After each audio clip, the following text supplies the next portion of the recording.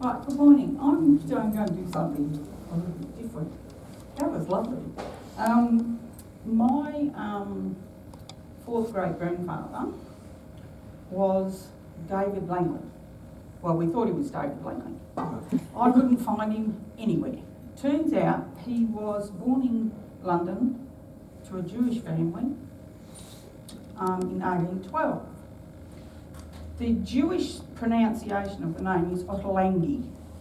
So there was about 9 children. He was the 8th. So they lived in a place called Rosemary Lane, which, if anyone's been to London, is behind Tower Hill, where Tower of London is. It's over the back. Rosemary Lane doesn't exist anymore. It was where they used to have the big markets. Everyone would go and sell their produce, and the jewellers and whatnot would go there. But it was very hard. Everybody was hungry, everybody starved. But they had a lot of parish relief, so a lot of the families were well looked after. I think it was a case of, like today, it's not what you know, it's who you knew. So little David's running around stealing things. So he stole a screw cap. I'm not quite sure what this is. I haven't yet worked out what that is. I googled it, but I don't know what it was. So he went to prison for 3 months. Then he got caught later on for stealing cheese. Now this was one of those big 24-pound wheels of cheese. So you can imagine this little kid. But I think what happened was, when you read the court trial papers, he was actually, I think, given the cheese was stolen. Some guy gave it to him and said, "Here's a penny, take it to my rooms." And he got caught. So he was transported for life and ended up in Tasmania. The only thing that I had to say that he was Jewish was at the bottom there was a note that said "A Jew." It could have meant a lot of things. When I first started doing this 27 years ago, I didn't have a clue what that meant.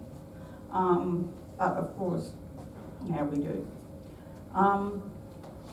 We were talking about Holt. We discussed Holt's before. He was in the Holt Retribution in the Thames. I'm not sure, being a child, if he would, or a youth, if he would go out and work. I imagine they would put him to work on the ship, because these kids were pretty slippery little suckers and they used to run away all the time. So I think they probably kept them on board to do menial duties on board. Here he is down here. You can see the little star there. That's his record. 17. And this is where it says 24 pounds of cheese. How old was he? Then he was It says there, I can't read it. 19. 19. 19, okay. So to them he was, getting there, but he wasn't really, in those days he wasn't really coming from where he came from. He really wasn't a man, so to speak. He was, 19 he was. Yeah. So he stayed there for quite a while, and then they put him on the ship called the David Lion in May 1830, and he arrived in Van Diemen's Land in August. Then he married Phyllis Skinner. Now Phyllis Skinner was what you would call, let's just say she was of ill repute, let's put it like that. I think she married him to get out of the system, because once the women married, they became under the control of their husband. They weren't the government's responsibility in day-to-day life. So they had, he was a stonemason, he became a master bricklayer, he plied this trade around Hobart. He was involved in building bridges and churches and all that sort of thing. He gained his ticket to leave in November 1840. He was also at one stage a constable as well, so he had some authority in the town of Hobart. So then he got his conditional pardon. They had 6 children, and then he disappears. He just vanishes off out of Australia. Now, when I was doing this, there wasn't the internet, there wasn't any of that. So it was all going to the libraries, microfilm, microfiche, and I went to LDS Library, Genealogical Societies, no trace, couldn't find him anywhere. Then as things started to come online, and there was the 1880-81 census released on Family Search, which is owned by the Church of Jesus Christ of Latter-day Saints, or the Mormons, and I just put his name in, I put the year he was born, and hit search. And I found him in San Francisco. Oh, wow. So, this is the marriage. That's how he gets his ticket of leave. This is the report on his conditional partner. This is why newspapers are excellent, because you can find a lot of reports on people and taking into account different spellings of names and all the rest of it. So, this is where I found him. Here he is, going to San Francisco. And I found that report where he arrived in San Francisco, which I was quite lucky to find, because American papers are very hard to get into. So he went there in May 1950. Now, at this stage, he also went with a gentleman called Richard Pinnock, who was also a convict to Van Diemen's Land at the time, as it was called. This is his 1860 census. So more census records came out. Here he is with his new wife, who he never married. His wife here, Esther. Now, Esther, I discovered, was on the same ship as him, going from Van Diemen's Land to San Francisco. So it was, I think, one of these let's go things. They have a son, Louis, and a daughter, Amelia. Now, when David was married to Phyllis, his first daughter was called Amelia. His mother's name is Amelia. Yep. So, here he's a teamster. I'm not quite sure why. Maybe he couldn't get work as a stonemason, but there he is. 1870, he's still here. He's back doing his brickwork, his stonemason. They've got some more kids. And you notice on here it says here, both David and Esther, or Esther as she is on here, were born in England. All the other kids born in California, which is through the course, going down the line.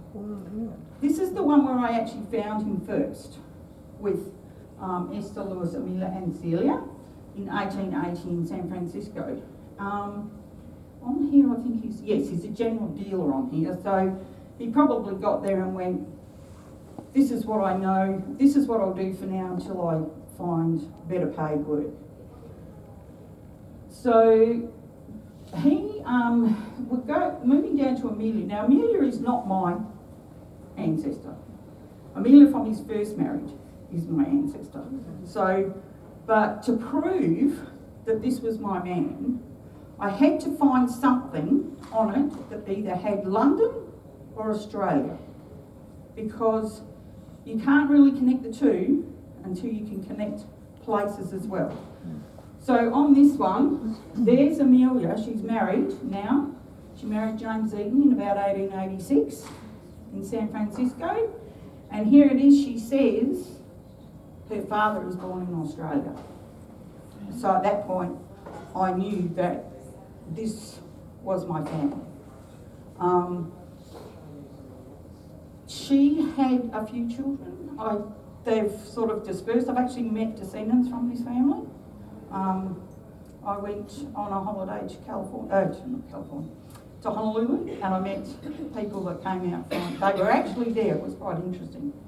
It was a chance meeting. David died in 1882.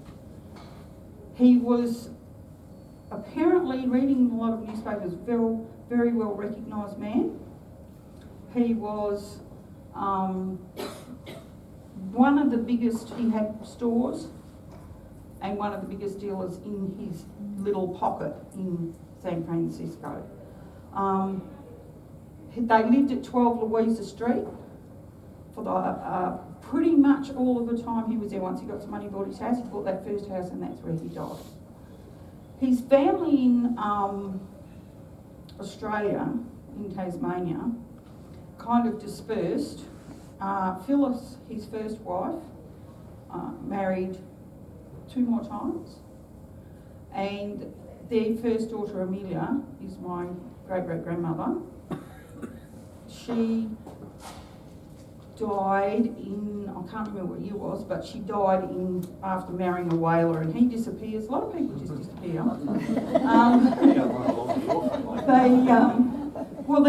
She married a guy called Joel Orme, O-R-M-E, but she actually died as Holmes, H-O-L-M-E-S. So I think it had a lot to do with accents, because he was Welsh, and I think it had a lot to do with accents and stuff like that. But so this is my father's maternal line, going back through the years. And from all this, we now have not only family from this family who went to San Francisco, we have people in Australia, descendants, New Zealand, California, and a lot of other states, because they've dispersed out of San Francisco. So that's my